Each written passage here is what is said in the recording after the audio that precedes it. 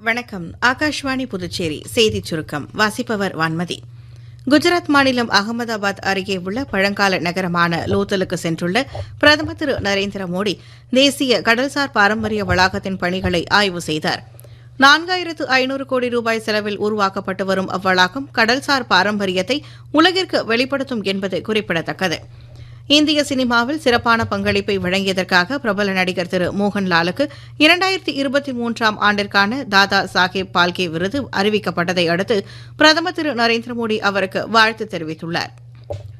மத்திய புவி அறிவியல் அமைச்சகத்திற்கும் சர்வதேச கடற்படுகை ஆணையத்திற்கும் இடையே இந்திய பெருங்கடலில் பாலிமெட்டாலிக் சல்பைடுகளை ஆராய்வதற்கான பிரத்யேக உரிமைக்காக 15 ஆண்டு புதிய ஒப்பந்தம் கையெழுத்தாகியுள்ளதாக அத்துறைக்கான மத்திய அமைச்சர் டாக்டர் ஜிதேந்திர சிங் தெரிவித்துள்ளார்.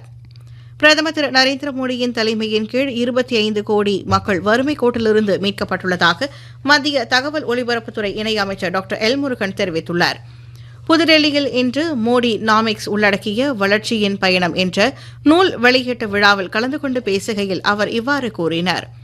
புதுச்சேரிக்கு அருகே வருகை தந்துள்ள மத்திய பெட்ரோலிய மற்றும் இயற்கை எரிவாயு அமைச்சர் திரு ஹர்தீப் சிங் பூரி துணைநிலை ஆளுநர் திரு கைலாஷ்நாதனை மரியாதை நிமித்தமாக சந்தித்து பேசினார்.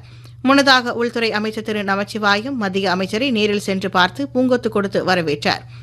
இந்திய மருத்துவ ஆராய்ச்சி கவுன்சில் நிதியுதவியுடன் தேசிய சுகாதார ஆராய்ச்சி முன்னுரிமை திட்டமான டிஜிகேர் திட்டம் புதுச்சேரி ஜிப்மரில் நடைமுறைப்படுத்தப்பட்டுள்ளது. ஆசிய கோப்பை டுவெண்டி கிரிக்கெட் தொடரில் சூப்பர் 4 போட்டியின் முதலாவது ஆட்டத்தில் டாஸ் வென்ற பங்களாதேஷ் அணி பந்துவீச்சை தேர்வு செய்துள்ளது.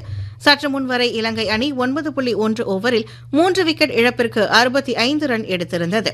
இத்துடன் இந்த செய்திச் சுருக்கம் நிறைவு பெறுகிறது.